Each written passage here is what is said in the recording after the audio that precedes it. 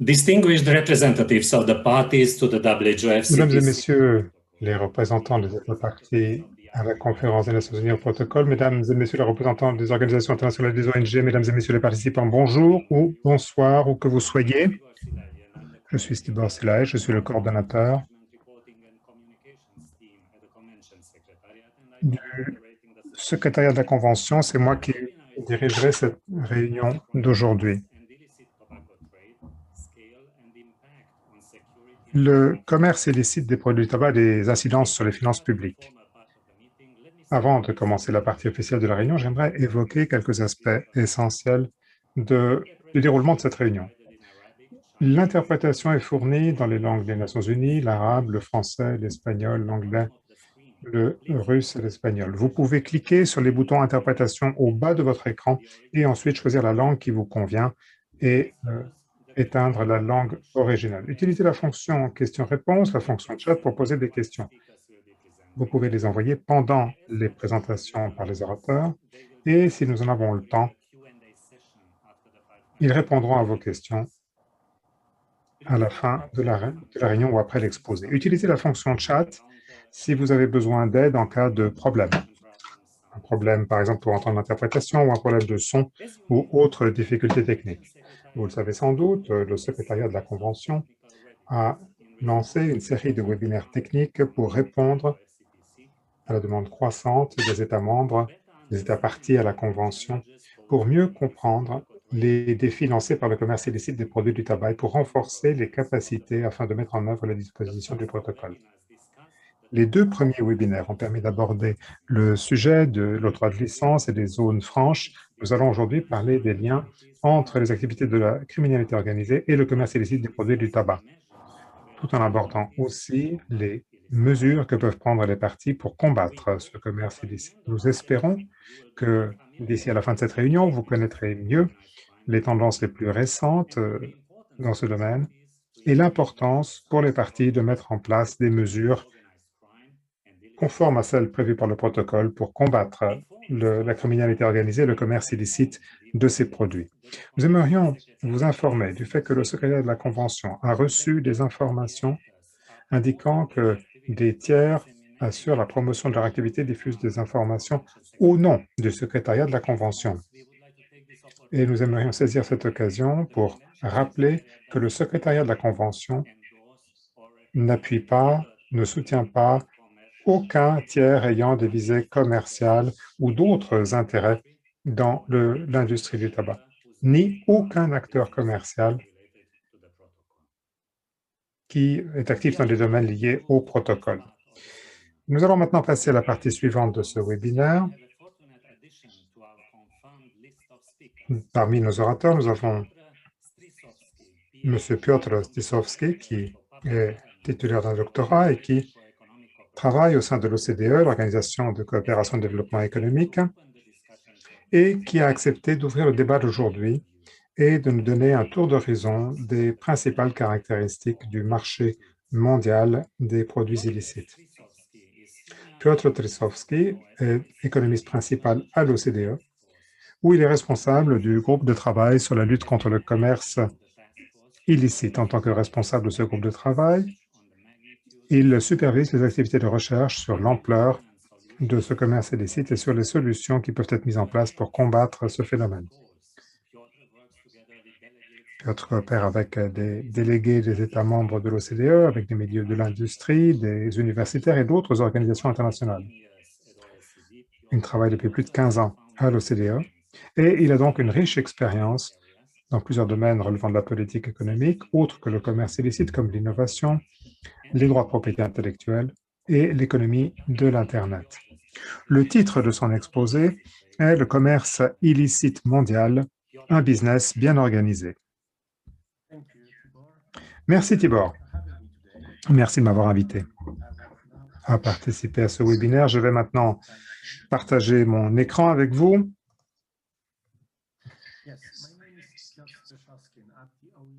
Je suis Piotr Stisovski, je travaille à l'OCDE dans l'équipe spéciale ou le groupe de travail qui combat le commerce illicite. C'est le seul organe de l'OCDE qui a pour mandat, de la part de nos États membres, de combattre le commerce illicite. Il s'agit donc de donner des directives dans ce domaine, mais pour cela, il faut tout d'abord disposer de faits. Et c'est notre activité essentielle. Nous essayons de mieux comprendre ce commerce illicite, d'avoir des faits, des données, des chiffres sur ce fléau. Qu'entend-on par commerce illicite? De quoi parle-t-on? Bien, il est difficile de donner une définition très complète et exhaustive de ce que représente le commerce illicite. On trouve sous ce terme un grand nombre de phénomènes qui souvent se chevauchent, se recoupent les uns les autres. Nous parlons de biens de contrefaçon, nous parlons de produits du tabac, nous parlons de produits de qualité inférieure, de trafic d'alcool, d'objets du patrimoine culturel. Bref, il y a toutes sortes de domaines et souvent ces domaines se recoupent les uns les autres. Il est donc difficile de les délimiter précisément. Par exemple, pour le commerce illicite des produits du tabac, ça peut aussi enfreindre les droits de propriété intellectuelle des entreprises qui s'occupent du tabac ou des biens de contrefaçon. Idem pour l'alcool. Mais ça peut aussi être des produits de qualité inférieure. Donc, les limites ne sont pas très précisément tracées. En revanche, dans toutes ces activités, il y a un point commun, c'est qu'elles sont toutes illicites, elles sont toutes contraires à la loi. Dans le même temps, il ne s'agit pas non plus de produits criminels en soi. Les biens de contrefaçon, ce n'est pas la même chose que du trafic d'armes ou de stupéfiants. Ces produits peuvent être légaux dans certains pays. Idem pour les biens qui font l'objet de droits d'accise, et ils ne représentent pas en soi une enfreinte à la loi. Donc le commerce illicite, je dirais que c'est l'économie de l'ombre. C'est un phénomène qui est difficile à définir précisément, mais c'est un thème qui intéresse beaucoup de groupes criminels de par le monde. Nos données montrent que très clairement, ce commerce illicite est aujourd'hui en plein essor, que c'est un phénomène qui prend de plus en plus d'ampleur. Il y a trois grandes raisons à cela. Tout d'abord, le commerce illicite est une activité relativement facile à mener. Au cours des dernières années, nous avons constaté une explosion du commerce en général, des échanges en général. Donc, il y a beaucoup de biens qui vont d'un pays à l'autre, des produits, des marchandises. Les marques commerciales semblent être un domaine complexe. Et puis, il y a aussi beaucoup d'avancées logistiques. Pensez aux zones franches d'exportation, à d'autres processus qui facilitent les échanges, le commerce. Tout ce qui facilite le commerce légal peut aussi être utilisé par les criminels en matière de commerce illicite. Donc, avec toutes les avancées du commerce légal, eh bien, il devient de plus en plus facile également d'échanger des produits illicites.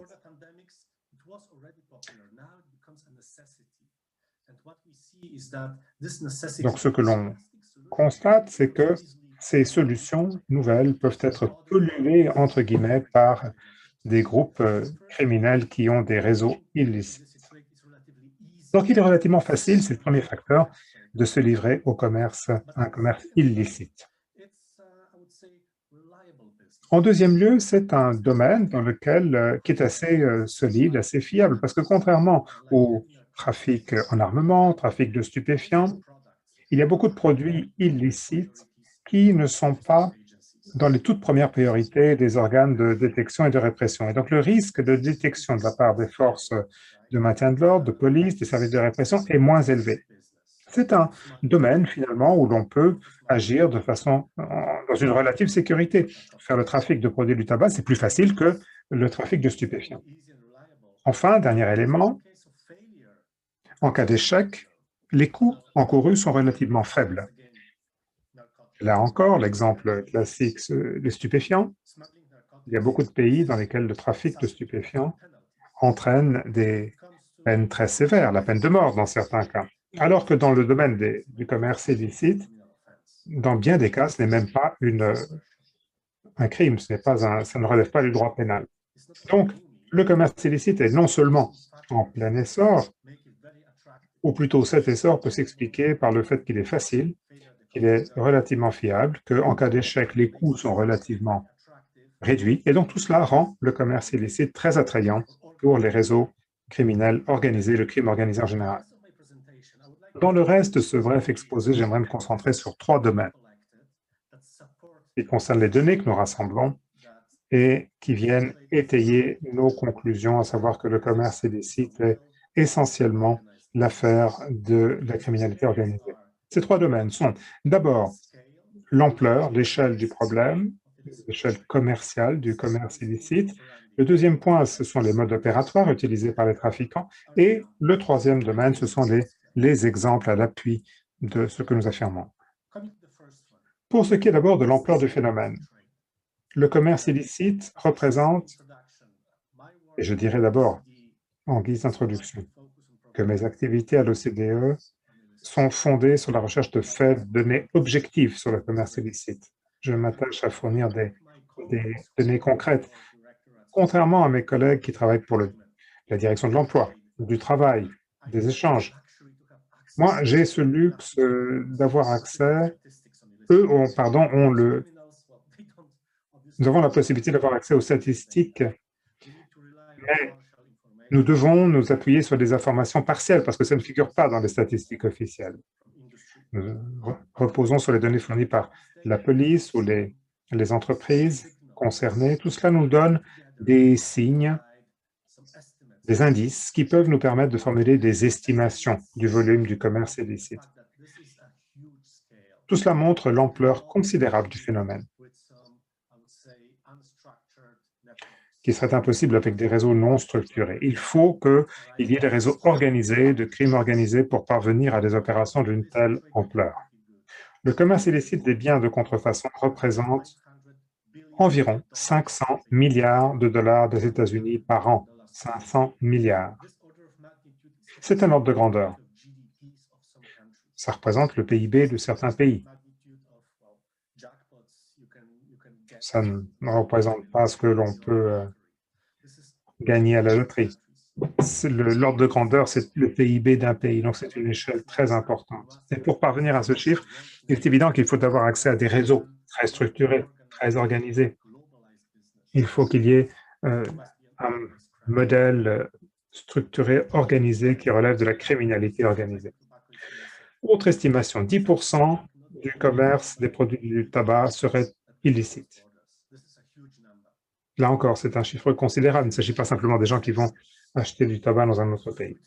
Quant à la gamme, à l'éventail de secteurs qui sont pollués par le commerce illicite, là aussi, on a un éventail qui est certes étendu, mais dans le même temps, on constate que les secteurs qui sont vraiment visés de façon très active, ce sont ceux où les produits ont la plus haute valeur. Il faut avoir certaines capacités pour suivre ces tendances. Et cela montre encore une fois, c'est un indice de plus que c'est la criminalité organisée qui est derrière ce commerce illicite. Pensons par exemple au commerce illicite des produits de la faune et de la flore sauvage. Ça représente environ 20 milliards de dollars par an. Mais ce qui est fascinant dans ce domaine, c'est qu'il y a l'offre et la demande qui sont très, très éloignées l'une de l'autre à l'échelle de la planète. Et il faut être un vrai homme d'affaires, un homme d'affaires expérimenté pour faire correspondre l'offre et la demande, qui sont très éloignées l'une de l'autre, et pour parvenir à un tel volume, un tel chiffre d'affaires, si j'ose dire. Donc, ce qu'il faut retenir de cette diapositive, c'est que toutes les données disponibles sur l'ampleur du commerce illicite étayent l'affirmation qu'il s'agit de réseaux très organisés. Et n'oubliez pas que tout cela est basé sur les données partielles. Ce que nous voyons ici, c'est la pointe émergée de l'iceberg. Deuxième ensemble de données qui appelle notre attention sur le crime organisé, c'est le mode opératoire des réseaux. Il ne s'agit pas de réseaux locaux. Les responsables de ce commerce ont accès à des moyens logistiques qui sont disponibles pour le commerce licite, le commerce par les déplacements, les transports par conteneur, par exemple. On ne se rend pas compte à quel point le transport par conteneur est avancé sur le plan technologique. On a vu récemment le canal de Suez bloqué et ça a appelé l'attention sur ce point. mais il y a eu une véritable révolution technologique dans le transport par conteneur au cours des dernières décennies qui permet à de grands opérateurs commerciaux mondialisés disposant de navires qui peuvent transporter jusqu'à 20 000 conteneurs d'un port à l'autre. Eh bien, dans ces conteneurs, il y a beaucoup de produits de commerce illicite, du tabac, des biens de contrefaçon ou des produits pharmaceutiques illicites. Et on ne peut pas être tout seul pour faire ça. Il faut avoir accès à toute une gamme d'instruments et il faut donc faire partie de la criminalité organisée. Songez aux zones franches, les zones franches d'exportation qui ont déjà été débattues dans un autre webinaire de l'OMS. Dans bien des cas, certaines de ces zones franches sont aussi utilisées à mauvais escient par les criminels qui savent très bien comment tirer parti des solutions qu'offrent ces zones pour leurs activités illicites. Encore une fois, les conteneurs en soi, ce n'est pas une mauvaise chose, les zones franches en soi, ce n'est pas une mauvaise chose, mais elles peuvent être utilisées à mauvais escient. Et le crime organisé sait comment utiliser ces solutions, qui sont de bonnes solutions en soi, à leur profit. Deuxième point, ce qui concerne ces modes opératoires, il est lié au premier, il s'agit du caractère mondial de ces réseaux. Dans bien des cas, je dirais dans la plupart des cas, les réseaux de commerce illicite ne sont pas des réseaux locaux. Ce sont des opérations qui sont, dans la plupart des cas, d'envergure mondiale, avec un grand nombre d'intermédiaires. L'objectif principal étant de dégager les profits les plus élevés possibles. Ces réseaux, et ça c'est le point 3, partagent leurs informations de façon très rapide et très efficace. Ils repèrent les points faibles, les points d'entrée, comment faire tourner en bourrique les douaniers en fournissant des informations falsifiées, de faux documents, comment réagir lorsque les services de répression, de détection modifient leur comportement. Tout cela est extrêmement efficace. Donc des modes opératoires très avancés, très modernes. Tout cela montre aussi que derrière tout cela, nous avons le crime organisé. Troisième domaine dans lequel nous rassemblons des faits qui montrent la présence de la criminalité organisée, eh bien, ce sont plutôt des exemples anecdotiques, mais c'est par exemple le très grand nombre d'exemples qui soulignent le fait que le crime organisé est derrière tout cela. D'abord, les schémas très similaires du commerce illicite dans de nombreux secteurs. Lorsqu'on analyse les choses dans le domaine de la contrefaçon, des produits de la faune sauvage, du tabac, des produits pharmaceutiques illicites, nous relevons beaucoup de similarités. Les trafiquants de tous ces biens, de tous ces produits, sont comme des chauffeurs de très gros poids lourds et ils se moquent de ce qu'ils transportent en quelque sorte. Donc il y a un aspect logistique à tout cela, où peu importe la nature des objets qui sont échangés, ce qui compte, c'est que les risques soient bas et que les profits soient élevés. Et pour le commerce illicite, par exemple des produits du tabac, les bénéfices sont très élevés, les risques en revanche sont très faibles. L'autre exemple, c'est le résultat des activités conjointes de répression. Nos amis d'Europol peuvent donner beaucoup d'exemples ici avec les opérations Opson et Pangea. Je passe rapidement sur ce point parce qu'il y a beaucoup de données disponibles qui montrent clairement que c'est le crime organisé qui est derrière le commerce illicite dans de nombreux secteurs. Excusez-moi, Piotr, il faudrait que vous concluiez dans les 2 minutes. Merci.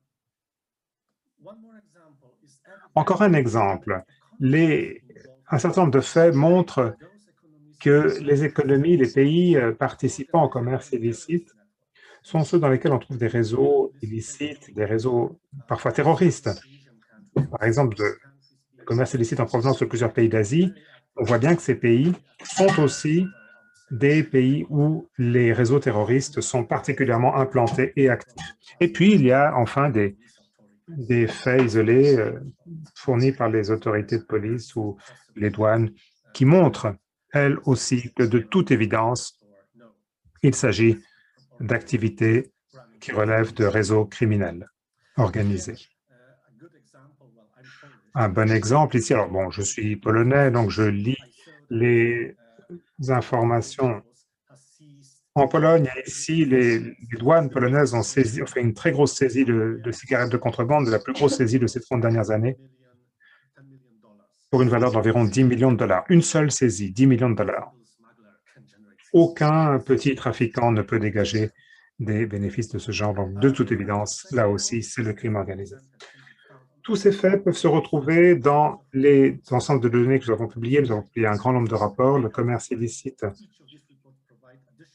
est un domaine dans lequel il est difficile d'enquêter, mais dans ces documents, vous trouverez beaucoup de faits et vous trouverez tout ça sur notre site web. Donc, vous voyez l'adresse ici. Voici aussi mon adresse de courrier électronique. Je sais que mon nom n'est pas très facile à écrire, mais enfin, vous pouvez chercher simplement Piotr EC2 et vous trouvez mon adresse. Merci beaucoup. Merci beaucoup, Piotr, pour ce résumé brillant, pour cette présentation qui pose bien le cadre général de notre discussion. Nous allons maintenant passer à l'orateur suivant, Simon Isom, de l'initiative mondiale contre la criminalité transnationale organisée, GITOC, qui a son siège à Genève et qui va nous parler des liens entre le crime organisé et le commerce illicite des produits du tabac. Simone est analyste au sein de cette organisation. Elle a beaucoup d'expérience en matière de développement urbain, de corruption, de crime organisé, et elle a plus de 10 ans d'expérience de travail de terrain qualitatif dans des environnements difficiles. Simone est étroitement associée aux activités menées par l'initiative mondiale contre la criminalité organisée en Afrique australe. Elle a notamment réalisé des études portant sur plusieurs pays sur le commerce illicite dans les pays de la région. Son exposé est intitulé « Tendance de la criminalité organisée et commerce illicite des produits du tabac ». Vous avez 15 minutes, Simone, je vous en prie, vous avez la parole.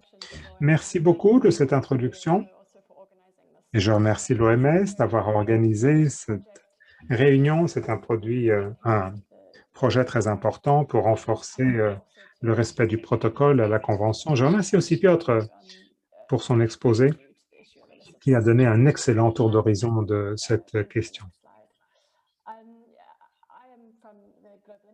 Je représente l'initiative mondiale contre la criminalité transnationale organisée, GITOC. Pour ceux qui ne connaissent pas cette organisation, nous sommes une ONG basée à Genève avec un bureau à Vienne et un bureau dans la ville du Cap. Nous sommes présents aussi dans d'autres régions du monde.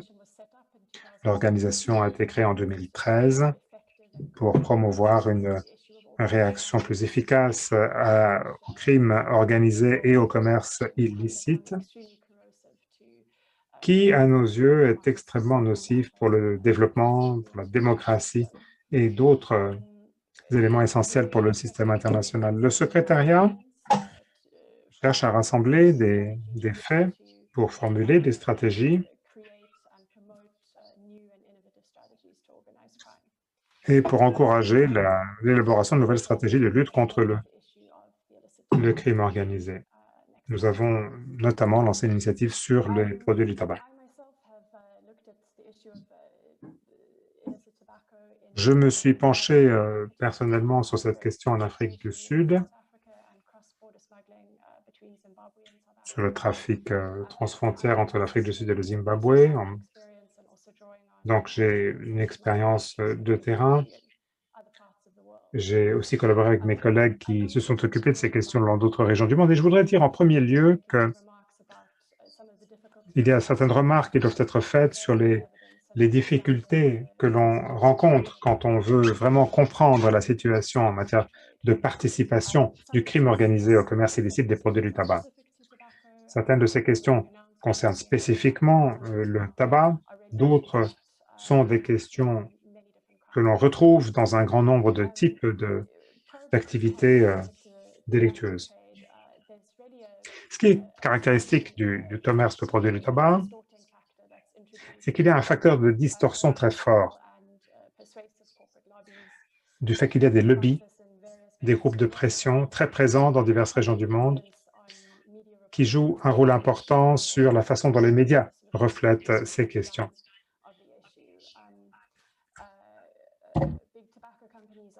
Les grandes entreprises, les grandes sociétés du tabac produisent elles-mêmes leurs propres travaux de recherche. Elles diffusent auprès des médias qui sont souvent immédiatement repris parce que les choses sont présentées de façon très attrayante, il y a des statistiques, des chiffres qui sont intéressants pour les journalistes et donc dont ils se font facilement l'écho. Il y a aussi une efficacité limitée des mesures qui sont prises pour estimer la taille de ce marché des produits illicites. Il y a des universitaires qui ont fait un excellent travail pour concevoir des méthodes permettant d'estimer ces volumes. Mais enfin, tout cela se fait dans l'ombre et il est difficile d'avoir des chiffres. Les chiffres utilisés par les médias, par les gouvernements, ne reflètent pas toujours l'ampleur des produits. La plupart des méthodes excluent une gamme de produits qui ont fait l'objet de trafic ou qui ont été apportés de manière illicite dans le tel ou tel marché. Troisièmement, dans tous les débats autour du commerce illicite des produits du tabac, on parle souvent de financement du terrorisme. Alors, ce sont des questions très importantes. Comprendre le commerce illicite dans les zones de conflit, c'est essentiel parce que cela peut nourrir les économies de pays en guerre, mais, comme on l'a dit, l'essentiel du commerce illicite des produits du tabac se fait en utilisant les infrastructures qui sont licites, en suivant les voies du commerce légal. Et donc, si l'on insiste sur l'aspect un peu sensationnel des pays en guerre, ça donne une image qui est un petit peu biaisée du phénomène. Ça peut donner l'impression qu'il n'y a que les États les plus faibles qui font l'objet de ce commerce illicite. Or, tel n'est pas le cas. Et enfin, nous avons aussi le problème de la visibilité des mesures de répression et l'invisibilité de l'impunité. C'est-à-dire que souvent, on voit les saisies, les arrestations, les poursuites qui se passent lorsqu'il y a des services de détection et de répression.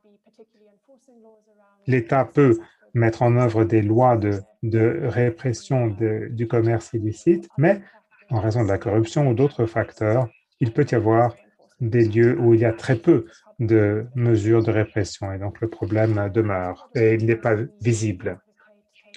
Nous recommandons toujours d'avoir une vision aussi large que possible des marchés illicites pour recueillir des données de diverses sources et de ne pas utiliser les données qui viennent de l'industrie et de ne pas se baser uniquement sur les données fournies par les services de répression.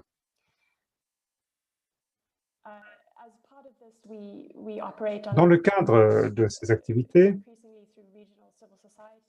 nous passons le plus souvent par des observatoires de la société civile pour obtenir des informations le plus près possible du terrain de la part de personnes, d'organisations de consommateurs ou de personnes dans les services de répression ou d'autres qui font face à l'impact du commerce illicite.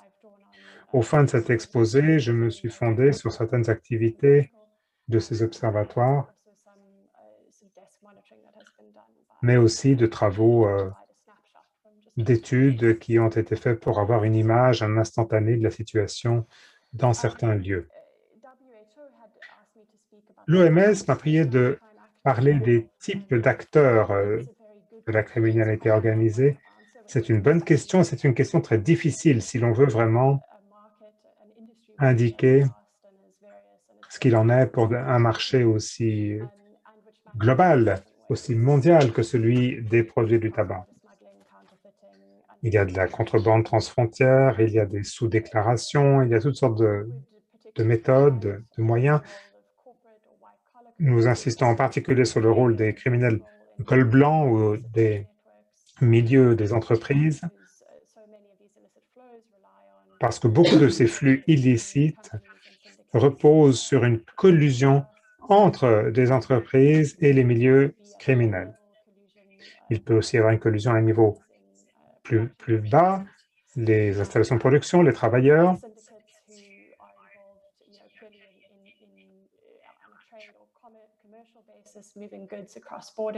des organismes qui s'occupent de commerce ou le transport transfrontière. Pour eux, souvent, est-ce que le produit est licite ou non, ça n'est pas leur première préoccupation. Il y a aussi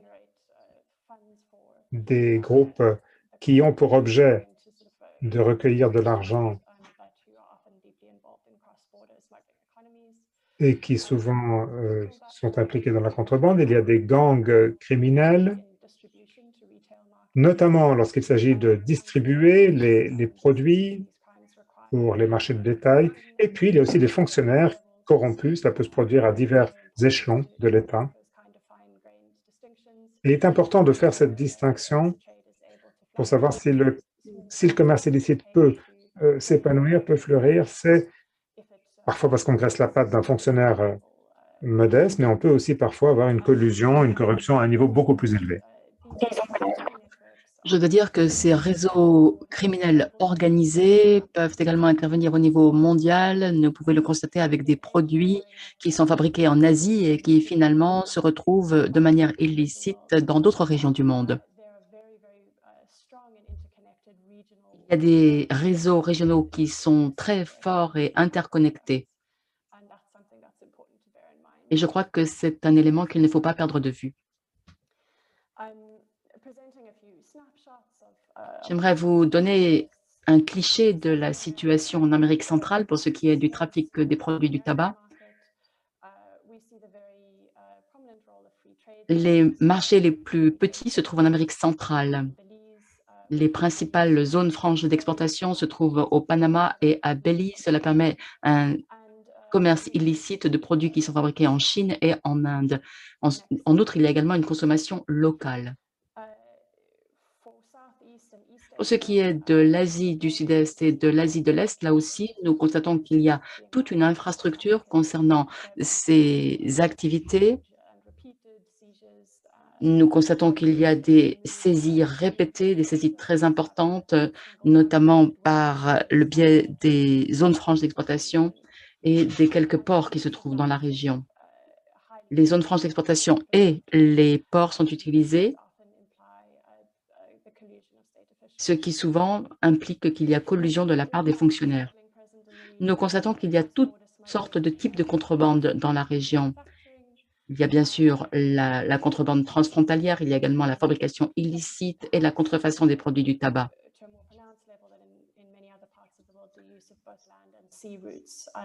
Comme dans d'autres régions du monde, on utilise aussi bien les voies terrestres que les voies maritimes pour le trafic. En rouge, vous trouvez les pays dans lesquels il y a eu le plus d'incidents de trafic et de marché illicite signalés. Pour ce qui est du Myanmar, il y a un réseau dans le cas de la Thaïlande et de la Malaisie. Il y a eu beaucoup de saisies effectuées par les organes de répression et de détection. Maintenant, pour en revenir à l'aspect régional de cette question, nous devons rappeler que cela ne présente qu'une partie du problème. Ensuite, en Afrique du Nord et dans le Sahel,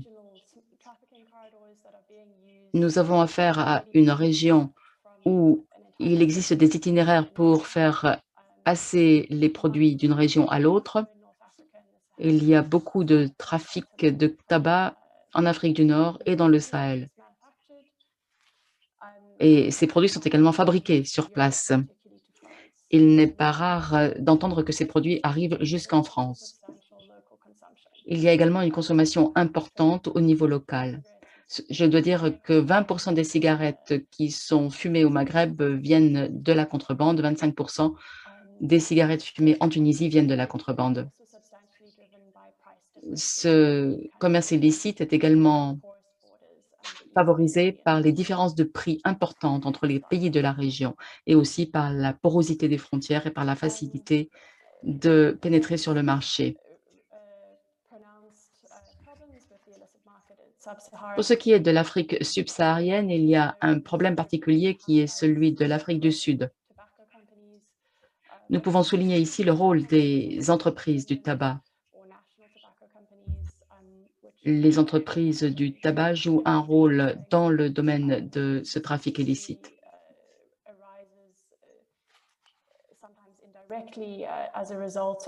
Parfois, c'est une retombée en raison de l'influence des entreprises du tabac sur les gouvernements. Par exemple, une influence pour faire en sorte que les taxes sur le tabac soient le plus bas possible.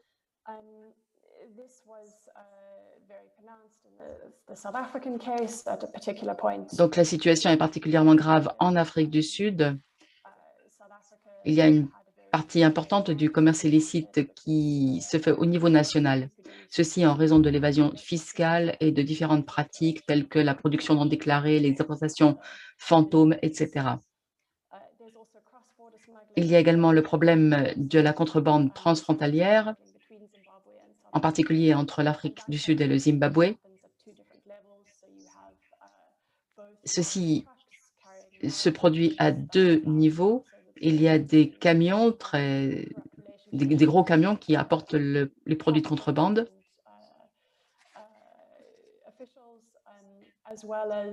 Et il y a également un trafic à petite échelle.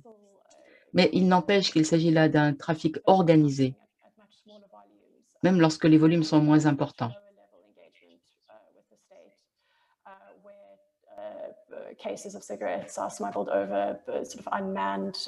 Il y a également des cigarettes qui sont passées en contrebande à des postes frontières qui ne sont pas gardés. Il y a aussi le problème qui se pose à la frontière entre l'Ouganda et la RDC. C'est un problème qui nous préoccupe beaucoup parce qu'il semble que ces cigarettes viennent financer les activités des groupes armés dans cette région qui est en proie à des conflits. Il y a également collusion entre la criminalité organisée et les propriétaires de l'industrie du tabac.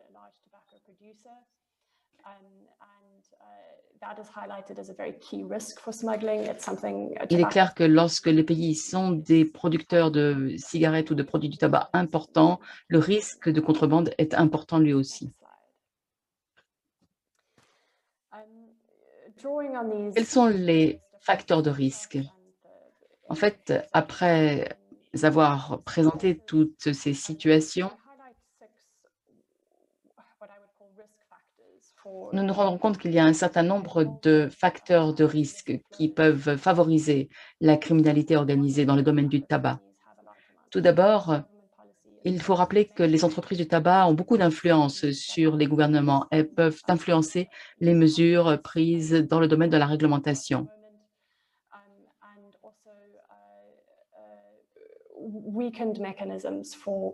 Il y a également des mécanismes qui sont très faibles concernant la surveillance des entreprises. Nous constatons aussi qu'il y a d'autres problèmes, en particulier la faiblesse vis-à-vis de ce qu'on appelle les produits gris,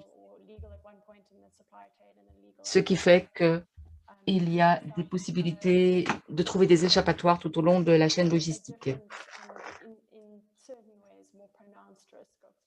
C'est un risque qui se pose, de même que celui de la corruption, qui est plus ou moins marqué selon les régions. C'est également un problème important parce que les organisations criminelles investissent dans les entreprises, ce qui permet de donner un visage légitime à leurs activités. Il y a également des campagnes de dons qui sont organisées. Le modérateur, je suis désolée, vous avez déjà épuisé votre temps de parole. L'oratrice reprend. J'ai presque terminé. Il y a également le fait que les services chargés de percevoir les recettes fiscales sont faibles, de même que les services douaniers ou les services chargés de mener des enquêtes. Nous constatons que lorsqu'il y a une différence importante entre les régimes fiscaux de pays voisins, cela peut aussi poser un problème. Il y aura de la contrebande pour essayer d'échapper aux taxes qui sont élevées. Les cigarettes sont également utilisées de plus en plus pour blanchir de l'argent. Et enfin, la contrebande transfrontalière de cigarettes peut alimenter l'économie de guerre. Voilà, j'en ai terminé. Merci beaucoup. Merci, Simone, de ces exemples très intéressants portant sur différents problèmes. J'aimerais vous demander d'utiliser la fonction questions-réponses en bas de l'écran pour envoyer vos questions. Vous n'êtes pas obligé d'attendre jusqu'à la fin des exposés. Vous pouvez poser les questions même pendant la présentation des exposés. Je vous invite à le faire dans la fonction questions-réponses. Maintenant, nous allons entendre un représentant de l'Office des Nations Unies contre la drogue et le crime et qui va expliquer quels peuvent être les liens avec le protocole. Des recherches ont été menées depuis plusieurs années et l'orateur met l'accent sur la criminalité, les conflits et s'intéresse en particulier à la criminalité transnationale. Des études ont été menées dans différentes régions du monde. Vous avez la parole, monsieur. Merci, j'attends juste que mon exposé soit affiché sur l'écran. Je vous remercie, je vais prendre la parole aujourd'hui pour vous parler plus particulièrement de la Convention pour la lutte Convention contre la criminalité transnationale organisée. Je ne suis pas expert en la matière, je suis plutôt un chercheur qui s'intéresse à la criminalité. Je vais essayer de vous expliquer quel est le fruit de mes travaux. J'aimerais également rappeler que le trafic illicite de produits du tabac est bien sûr quelque chose qui relève de la criminalité transnationale et que cela relève par conséquent du droit international. Bien. La Convention des Nations Unies contre la criminalité transnationale organisée, une TOC en abrégé, est entrée en vigueur en septembre 2003, le 29 septembre 2003. Elle compte 190 parties, ce qui signifie qu'elle est pratiquement universelle. Si vous vous reportez à d'autres conventions des Nations Unies, je dirais que le nombre de parties est tout à fait remarquable. L'un des buts de la Convention est de promouvoir la coopération en vue de prévenir et de combattre la criminalité transnationale organisée de manière efficace. Ensuite, lorsque les États membres décident de devenir partie à la Convention contre la criminalité transnationale organisée, les pays s'engagent à ériger en infraction pénale un certain nombre de comportements. Et il y a également un certain nombre de dispositions qui doivent être intégrées dans la législation nationale. Il y a notamment ce que l'on entend par conspiration, la participation à un groupe criminel organisé, le blanchiment du produit du crime et l'entrave au bon fonctionnement de la justice. Ces 4 domaines qui sont mentionnés dans la Convention sont importants. D'autre part, lorsqu'un pays devient partie à la Convention, il doit prendre un certain nombre de mesures d'ordre juridique, en ce qui concerne notamment la responsabilité des personnes morales, par exemple la confiscation du produit du crime, le recours à des techniques d'enquête spéciales. J'y viendrai plus tard.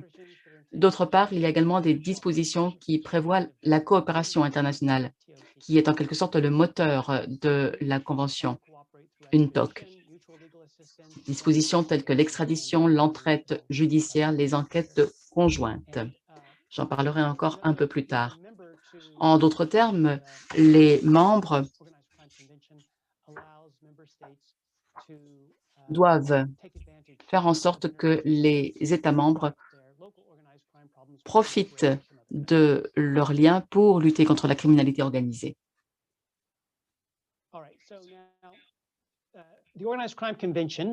Quel est le champ d'application de la Convention contre la criminalité organisée? La Convention s'applique aux infractions graves et aux infractions établies conformément à la Convention, notamment lorsqu'un groupe criminel organisé y est impliqué et lorsque ces infractions sont de nature transnationale. Ensuite, Les groupes criminels organisés sont définis dans la Convention. Ce n'a pas été facile de tomber d'accord sur cette définition. Donc, un groupe criminel organisé est défini de la manière suivante. Tout d'abord,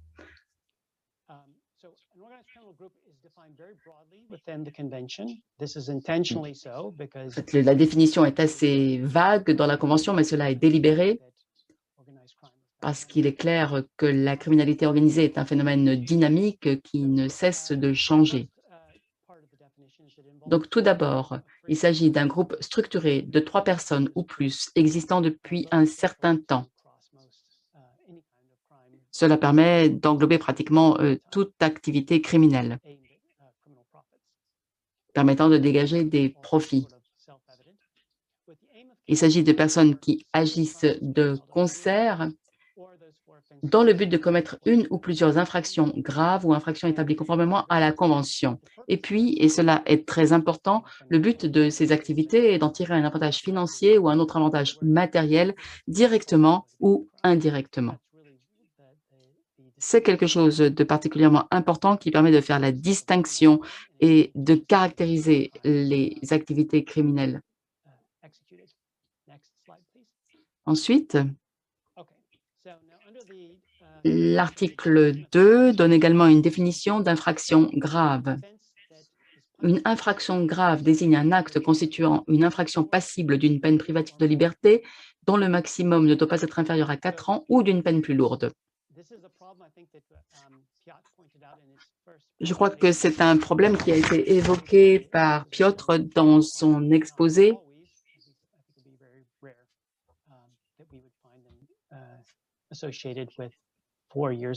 Ces activités ne sont pas toujours associées à des peines privatives de liberté suffisamment lourdes. Pour ce qui est de l'adjectif transnational, la définition là aussi est très vaste.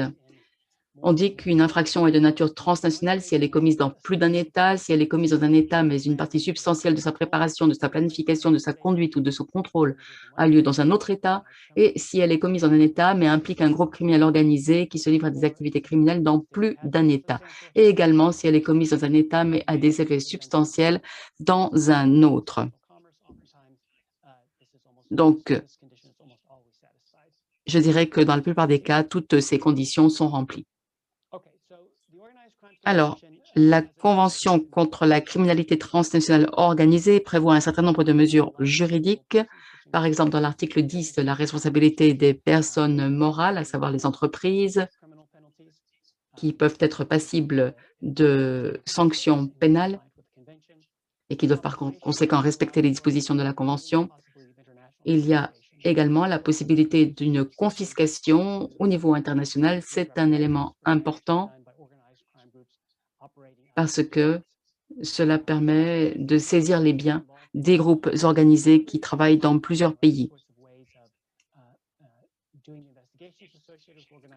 Il y a également des techniques d'enquête spéciales qui sont prévues. On prévoit aussi dans l'article 24 la protection des témoins. On doit également prendre des mesures spécifiques pour octroyer une assistance et une protection aux victimes.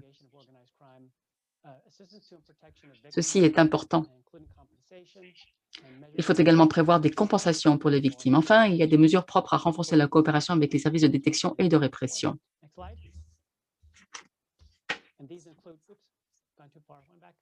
Il y a également d'autres dispositions, telles que l'entraide judiciaire, l'extradition. C'est très important parce que, bien sûr, il s'agit de dispositions qui ne sont pas forcément obligatoires. On dit que les États parties s'engagent ou envisagent la possibilité peuvent envisager. Il est clair que de nombreux pays ont établi des conditions qui font qu'il n'est pas toujours possible pour eux de procéder à une extradition. Mais le but de la prévention de la criminalité transnationale organisée est évidemment d'agir. Il faut également coopérer, il faut qu'il y ait une coopération entre les services de détection et de répression On peut mener des enquêtes conjointes lorsque les recettes se trouvent en dehors du pays lésé. Il faut que des mesures soient prises par les États. Il y a également de la coopération internationale aux fins de la confiscation, le transfert des procédures pénales et le transfert des personnes condamnées. Enfin, la question que nous nous posons est de savoir si la contrebande des cigarettes pourrait être combattue en s'appuyant sur la Convention contre la criminalité transnationale organisée. La réponse est positive, pour autant que l'infraction en question soit passible d'une peine de prison de 4 ans ou davantage. Mais je pense que si les procureurs voient les choses sous un angle suffisamment vaste, on peut reprendre des éléments tels que ceux de la conspiration. Et l'on peut considérer que le trafic de tabac fait partie ou relève de la Convention. Les dispositions relatives à la conspiration s'accompagnent du facteur de gravité. Donc, les 4 infractions en question peuvent être poursuivies, notamment lorsque l'infraction est grave ou lorsque le groupe impliqué est un groupe criminel organisé et qu'il y a conspiration. Donc, c'est une des caractéristiques des groupes criminels organisés, c'est qu'ils se livrent à des infractions graves. Ensuite, on peut prévoir un certain nombre de mesures. Le trafic du tabac tombera sous le coup de la Convention, même si les sanctions prévues ne sont pas forcément suffisantes. Donc, je crois que les poursuites permettent de déterminer si les dispositions de la Convention contre la criminalité transnationale organisée peuvent s'appliquer. Je crois toutefois, et c'est un sujet sur lequel je travaille depuis plusieurs années, que nous devons essayer de faire en sorte que les pays prennent ces infractions au sérieux. Il s'agit d'une violation des règles internationales et également de violations telles que le commerce d'espèces en danger. Je pense qu'un certain nombre de pays dans le monde ont maintenant révisé leur législation pour faire en sorte que les sanctions soient vraiment proportionnées aux infractions. Donc, l'idée, c'est que les pays révisent leur législation en matière d'extradition et puissent prévoir des peines plus lourdes, de façon que les pays puissent se rendre compte et reconnaissent que le trafic du tabac a aussi une incidence sur la santé. Je pense que si de telles mesures sont prises, cela permettra de faciliter l'extradition. Dans ce domaine, il y a beaucoup d'accords bilatéraux ou de relations bilatérales entre les pays et lorsque le trafic concerne 2 pays, le pays qui reçoit la contrebande n'est pas toujours en mesure d'intervenir. Il est important aussi de mener des enquêtes conjointes. Il est important qu'il y ait coopération entre les 2 pays concernés, notamment pour ce qui est de la confiscation. Et il faut que la confiscation frappe également les personnes morales. Il peut s'agir d'entreprises importantes qui se livrent à du commerce illicite. Et il est important aussi de faire en sorte que les parties lésées puissent recevoir une indemnité. Voilà, j'en ai terminé avec mon intervention et j'espère avoir planté le décor pour l'orateur suivant. Merci beaucoup pour votre exposé sur la Convention des Nations Unies contre la criminalité transnationale organisée. Je invite les participants à poser leurs questions dans la rubrique questions-réponses qui se trouve en bas de la page. Et maintenant, nous allons suivre le dernier exposé. J'aimerais donner la parole à ma collègue du secrétariat de la Convention, Mme Yoni Decker, qui va nous expliquer comment est-ce que nous pouvons profiter du protocole pour éliminer le commerce illicite des produits du tabac pour lutter contre la criminalité organisée. Yoni a la parole.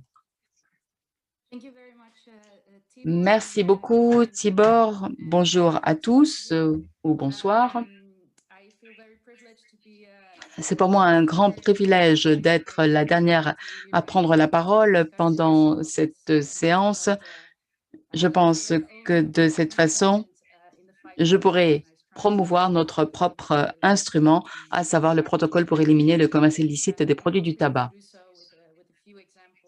J'aimerais vous donner quelques exemples qui montreront à quel point l'application du protocole peut être profitable aux États parties et permettra de lutter non seulement contre le trafic du tabac, mais également contre la criminalité transnationale. J'aimerais simplement rappeler très rapidement pourquoi est-ce que ce protocole est nécessaire. Les orateurs précédents en ont déjà parlé, mais n'oublions pas que le trafic illicite du tabac vient financer d'autres activités terroristes, d'autres activités criminelles telles que le terrorisme. Nous avons des titres qui font la une des journaux concernant ce problème et d'autre part, bien souvent, les activités en question sont financées par des activités illicites. Et puis, ce qui est très important aussi pour nous ici à Genève, c'est de rappeler que le trafic illicite peut avoir des répercussions sur la santé parce que le tabac de contrebande est meilleur marché, il peut toucher des populations plus vulnérables. Et puis, il n'y a pas de vérification concernant le contenu de ces produits, ce qui peut potentiellement les rendre plus dangereux. Alors, comment est-ce que le protocole peut nous aider à lutter contre le trafic illicite? Tout d'abord, je pense que ce qui est important, c'est de s'intéresser à la chaîne logistique des produits du tabac. Le protocole a tout un chapitre qui est consacré à des mesures permettant de mieux faire la distinction entre les produits licites et les produits illicites, entre les acteurs licites et les acteurs illicites. Donc, il est très important que la législation puisse être appliquée de manière plus efficace. Il est important aussi d'éviter toute interaction avec l'industrie du tabac pour que soit mise en œuvre la Convention cadre de l'OMS pour la lutte anti-tabac. Donc, pour faire la distinction facilement entre les acteurs licites et illicites, dans l'article 6, nous avons des dispositions concernant l'octroi de licences pour ceux qui interviennent dans la chaîne logistique des produits du tabac.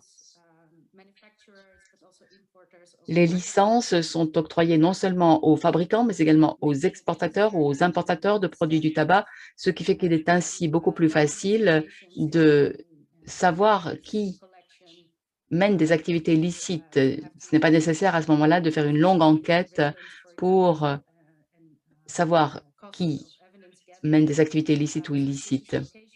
On peut également voir dans quel cas il y a des lieux qui peuvent être suspects. Il suffit tout simplement de frapper à la porte et de demander si l'entreprise en question a une licence ou pas.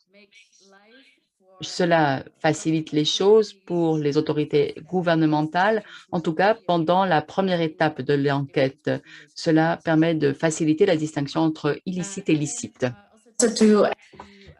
J'ajouterai à ce qui a été dit tout à l'heure sur la pénalisation des infractions qu'il est bon de savoir que l'Organisation des Nations Unies est cité à plusieurs reprises expressément dans le protocole, notamment à l'article 2, paragraphe 4, où l'on dit que ces dispositions, la Convention est citée et que ces dispositions se renforcent mutuellement. Mais dans le protocole, il y a un seuil très bas de définition des infractions. Il y a toute une série d'activités où les parties doivent définir ce qui est un comportement illicite. Et comme l'ont dit plusieurs orateurs, le seuil est bas. Donc ce n'est pas forcément une infraction pénale, c'est souvent une infraction civile ou administrative. Et d'autre part, il y a l'article 14 où l'on trouve toutes ces dispositions dans le protocole. Les parties doivent décider lesquelles de ces infractions elles considèrent comme étant des infractions pénales. Et le régime de sanctions, comme l'ont dit d'autres orateurs, les sanctions pour ces actes illicites, eh bien, les États ont des possibilités de coopération internationale, mais il y a aussi une fonction dissuasive représentée précisément par des sanctions contre les infractions pénales. Contrairement à la Convention des Nations Unies, il n'y a pas d'obligation d'une peine de 4 ans ni d'acteurs spécifiques. Le protocole reconnaît, comme la Convention, que les personnes morales peuvent aussi être responsables selon les dispositions de la législation nationale. Des saisies sont possibles, mais ce qui compte ici, c'est la possibilité aussi de saisir d'appareils de production de produits et notamment d'équipements de fabrication pour éviter que ces installations soient réutilisées et reviennent dans la chaîne de production de produits illicites. Enfin, l'article 19 prévoit la possibilité pour les États parties d'utiliser les techniques d'enquête spéciales pour détecter le commerce illicite avec toute une série d'exemples, surveillance électronique, à opérations qui sont sous couverture. Donc, ça donne vraiment toute une gamme, une panoplie d'outils et de mesures aux États parties. Je voudrais m'arrêter sur un domaine particulier dans lequel il y a une grande nécessité de coopération internationale, mais ce qui donne aussi des possibilités différentes, c'est le crime de blanchiment d'argent. Bien souvent, il est impossible pour les gouvernements de prouver l'existence de cette activité de commerce illicite de produits du tabac, mais on peut suivre l'argent. C'est un principe qui est très important et qui peut vraiment aider les parties et le protocole le reconnaît. À l'article 14 sur les infractions pénales, il est explicitement cité à titre, donc c'est le blanchiment du produit d'actes illicites. C'est un domaine qui est cité comme exigeant en particulier une coopération internationale et c'est reconnu également par ce rapport sur le commerce illicite des produits du tabac qui a été publié par l'organisation intergouvernementale qui s'occupe des problèmes de blanchiment d'argent et de financement du terrorisme. Ce rapport date de 2012 et pour le résumer de façon très succincte, il indique combien il est important d'identifier les sources des flux financiers illicites qui ont leur source notamment dans le commerce illicite des produits du tabac. Et j'y reviens, ça a déjà été dit, l'ampleur, l'importance des sanctions est importante pour en faire des infractions pénales et pour renforcer les possibilités de poursuivre les personnes qui sont derrière ces flux financiers illicites et les groupes organisés qui sont derrière ces phénomènes. Quels sont les avantages supplémentaires du protocole? Eh bien, le protocole contient un article très détaillé, l'article 10, sur la prévention du blanchiment d'argent. Il encourage notamment les autorités à faire en sorte que les autorités responsables de l'octroi de licence dans le domaine du tabac n'utilisent pas des transferts financiers en espèces transfrontières, que toutes les transactions douteuses soient signalées aux autorités responsables et au gouvernement, que les factures soient payées dans la bonne devise et que le montant soit correct et uniquement par des moyens de paiement licites.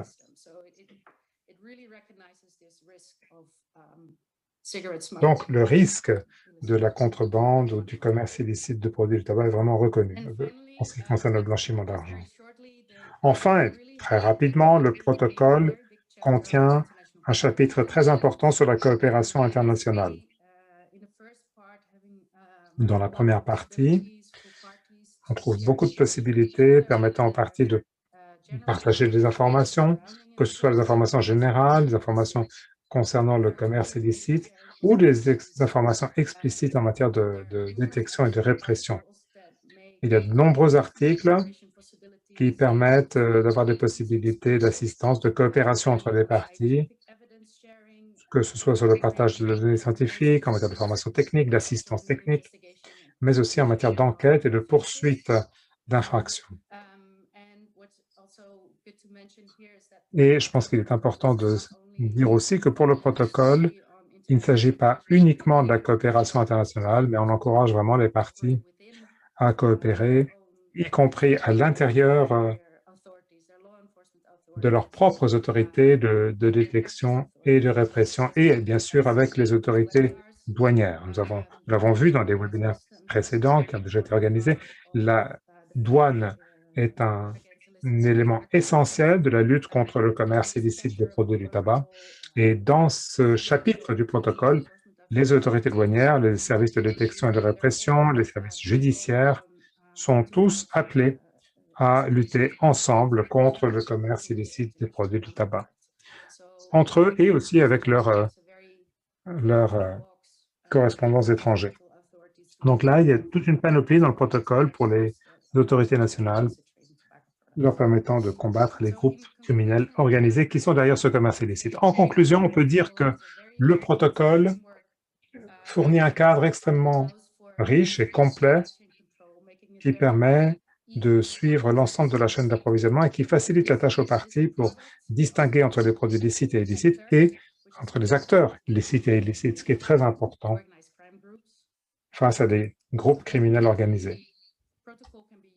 D'autre part, le protocole peut être utilisé pour poursuivre ces groupes avec un seuil peut-être plus bas que celui d'autres instruments juridiques.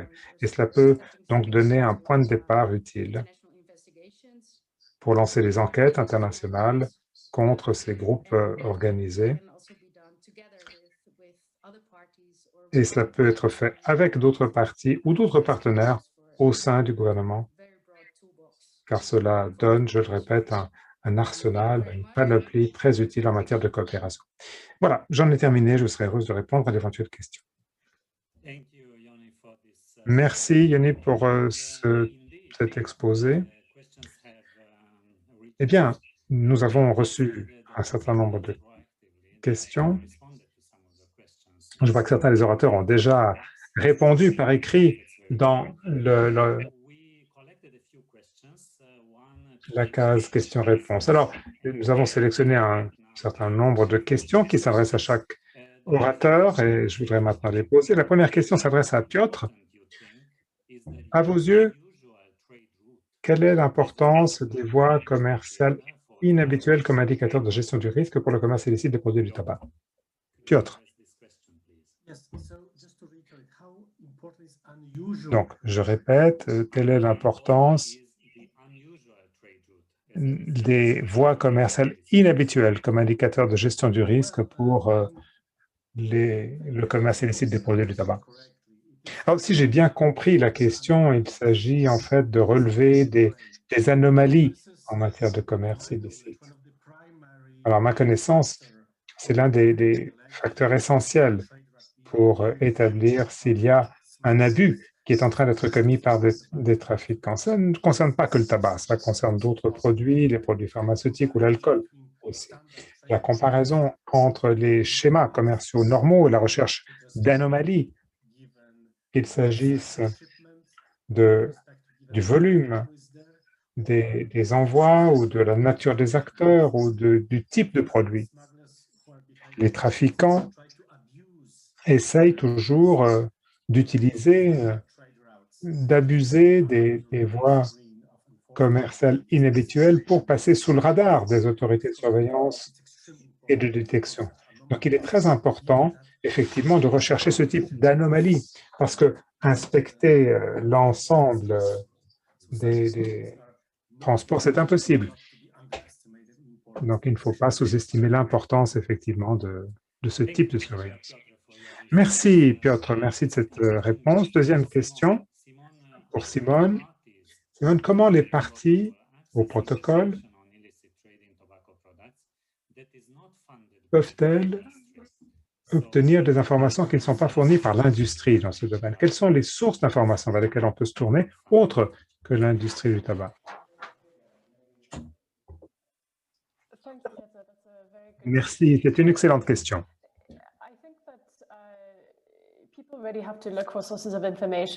Je pense qu'il faut chercher des sources d'informations de sources qui disent clairement qu'elles ne sont pas financées par l'industrie du tabac.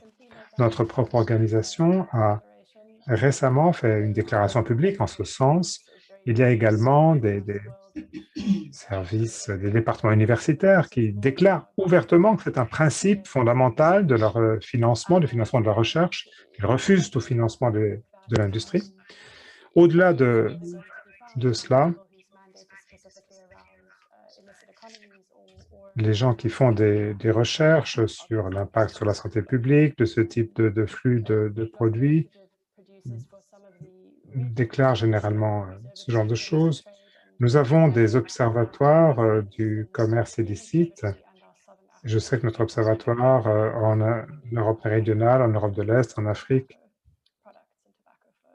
se préoccupe souvent de ces questions touchant les produits du tabac.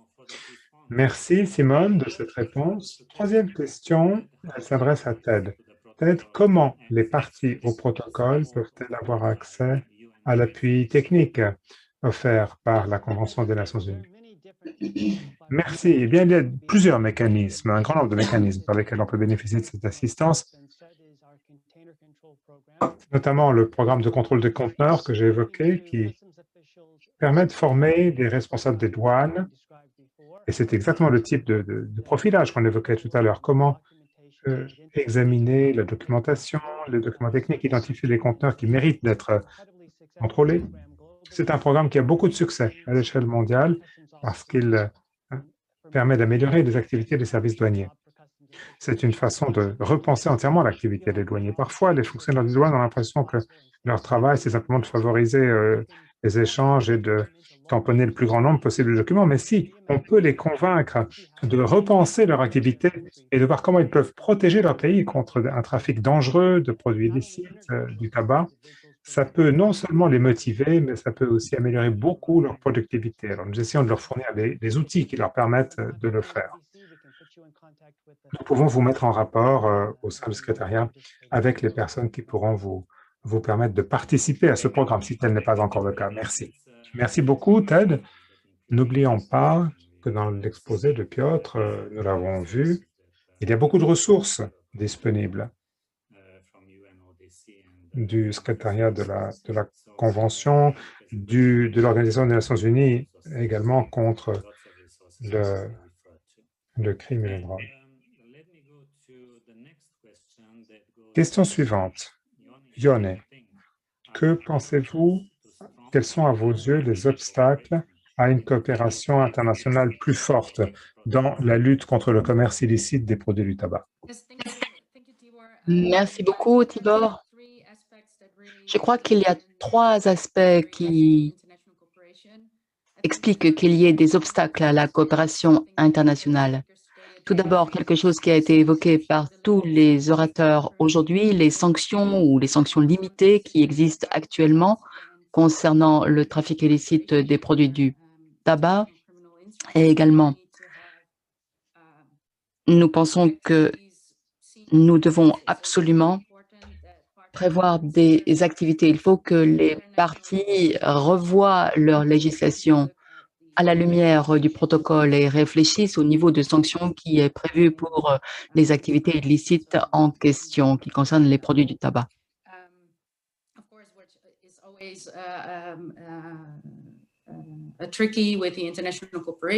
Évidemment, lorsque la coopération internationale entre en jeu, il faut rappeler que les États invoquent toujours leur législation nationale et leur souveraineté et leur propre juridiction. Donc, je crois que ce qui est très important, c'est que les États puissent coopérer les uns avec les autres. C'est quelque chose d'essentiel, non seulement pour mieux connaître le sujet, mais également pour montrer à quel point il est urgent que les États coopèrent entre eux. Ensuite, et pour terminer, je dirais qu'il y a beaucoup de facteurs tels que l'assistance ou l'assistance technique, mais pour cela, nous avons besoin de fonds, de ressources, également de ressources humaines. S'il y a une institution qui a mis en place, cela peut faciliter la coopération entre les différents États ou entre les différentes autorités nationales. Merci. Merci beaucoup, Yoni, pour votre réponse. Il y a encore une question qui vient d'arriver et qui s'adresse à Ted. Si nous devons commencer davantage de recherches sur la contrebande du tabac, quels sont les domaines sur lesquels nous devons nous concentrer? Donc, à votre avis, quels sont les principaux domaines de recherche d'après ce que vous avez fait jusqu'à présent? Réponse. Je crois qu'il faudrait peut-être mettre en place une base de données mondiale concernant les saisies. Cela permettra d'avoir tous les détails concernant les mesures prises pour saisir les produits du tabac qui ont fait l'objet d'un commerce illicite. Nous saurons quels sont les pays les plus gravement touchés. Et ce qui est important aussi, c'est d'avoir toutes les données relatives à la répression. Mais bien souvent, ce sont des données que nous n'obtenons pas à cause de la corruption. Mais les données relatives aux saisies sont très importantes. Parce que même si certains pays ne sont pas à même d'intercepter les produits du commerce illicite, d'autres le font et peuvent ainsi saisir les produits du tabac qui sont illicites, même si d'autres pays ne le font pas. Donc, chaque fois qu'une saisie est effectuée, nous savons d'où provient le conteneur et même s'il n'y a pas beaucoup d'informations, nous avons quand même des informations. Comme nous l'avons fait pour le commerce illicite des produits de la nature sauvage ou pour la traite des êtres humains, nous pouvons établir des bases de données de ce type. Merci. Merci. Je crois que Piotr souhaite intervenir. Oui. Je voulais simplement compléter la réponse de Yoni concernant les obstacles à la coopération internationale. Comme Yoni l'a dit, il s'agit d'une menace mondiale, mais dans le même temps, le champ des compétences est fragmenté en diverses institutions. Il y a, par exemple, l'Organisation maritime internationale, il y a l'OMC, il y a également l'OMS. Cela pour souligner que les compétences sont dispersées entre différentes institutions. Et cela montre à quel point une initiative comme l'initiative mondiale que vous dirigez est importante parce qu'elle permet de chapeauter l'ensemble de ces activités. Sinon, il y a beaucoup trop d'organes et d'institutions différents. Merci. Merci à Piotr pour ce complément de réponse. Il y a maintenant une question qui s'adresse à Simone. Avons-nous des informations concernant la situation en Europe? Vous avez présenté la situation dans différentes régions du monde, mais quelle est la situation en Europe? Pouvez-vous nous donner des informations? Avez-vous des caractéristiques? Réponse. Merci pour votre question. En fait, nous avons un observatoire dans plusieurs pays d'Europe orientale Et je vous renvoie aux données de cet observatoire. Un certain nombre d'analyses ont été faites et c'est aussi un produit qui occupe un rang élevé dans les produits qui font l'objet d'un commerce illicite. Tibor, je crois que c'est important également pour les États partis à la Convention cadre de lutte contre le tabac. Il est important de diffuser les informations pour connaître tous les aspects de l'application de la Convention cadre. Je crois qu'il y a un observatoire qui est basé à l'Université du Cap en Afrique du Sud. Récemment, ils ont établi une bibliothèque concernant toutes les ressources relatives à la taxation du tabac et au commerce illicite. Je vous invite donc à visiter cette bibliothèque qui concerne la fiscalité du tabac. C'est également un facteur qui nous permet de mieux contrôler le commerce illicite des produits du tabac. Est-ce qu'il y a encore d'autres questions? Je vérifie. Des questions qui porteraient sur les exposés qui ont été faits par nos orateurs? Non, c'était la dernière question. Alors, j'encourage mes collègues, parce que j'ai vu qu'il y avait pas mal de questions concernant les délibérations, les travaux pendant cette séance. Est-ce que les exposés seront mis à votre disposition, etc. Donc, j'aimerais simplement souligner que nous sommes maintenant à la fin de la séance, mais j'aimerais rapidement récapituler ce que nous avons appris aujourd'hui. Tout d'abord, nous avons appris quelle était l'ampleur de ce commerce illicite au niveau mondial, ainsi que les spécificités du commerce illicite des produits du tabac. Nous avons également entendu parler des différents facteurs qui contribuent au fait qu'il s'agit là d'un commerce illicite très rentable.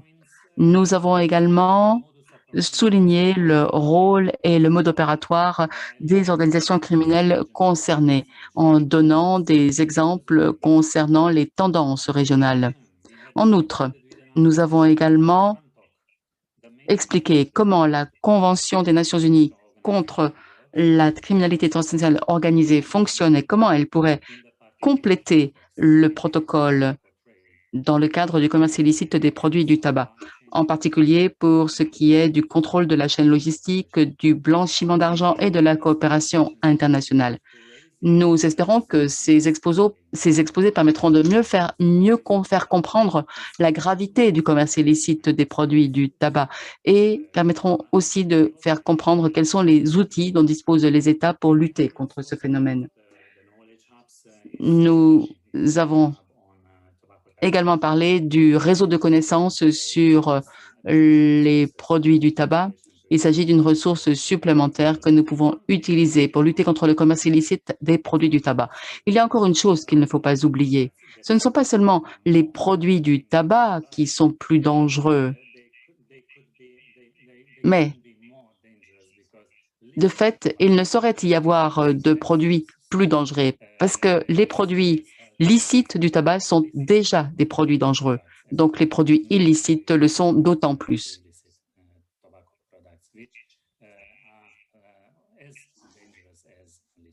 De toute façon, nous pouvons dire aussi que les produits illicites du tabac sont aussi dangereux que les produits licites du tabac. Je vous remercie d'avoir participé à ce webinaire. Nous avons entendu des exposés très intéressants, ce qui a débouché sur une discussion fructueuse. Je remercie tous les intervenants de leurs exposés. Je remercie également les participants d'avoir pris le temps de participer à cette séance. Pour certains d'entre vous, il est très tôt le matin, pour d'autres, il est très tard le soir. Alors, je vous remercie. Je remercie également les interprètes et tous les collègues des services informatiques de leur aide. Et puis, je remercie également mes collègues du secrétariat qui ont préparé ce webinaire et qui l'ont géré. Dans les jours à venir, nous allons vous donner tous les détails concernant le prochain webinaire. Cela figurera sur notre site web. Alors, suivez les choses de près. Et je rappelle que c'est le 3e webinaire. Le 4e devrait avoir lieu prochainement. Nous prévoyons d'organiser un webinaire de ce type chaque mois. Enfin, je rappelle que les enregistrements de ce webinaire dans les 6 langues seront mis à votre disposition sur le canal du secrétariat de la Convention. Donc, je vous invite à réécouter le séminaire et à le partager avec vos collègues qui n'ont pas eu la possibilité d'y participer cette fois-ci. Et maintenant, nous en avons terminé. Je vous souhaite une bonne après-midi ou une bonne soirée et la séance est levée. Merci.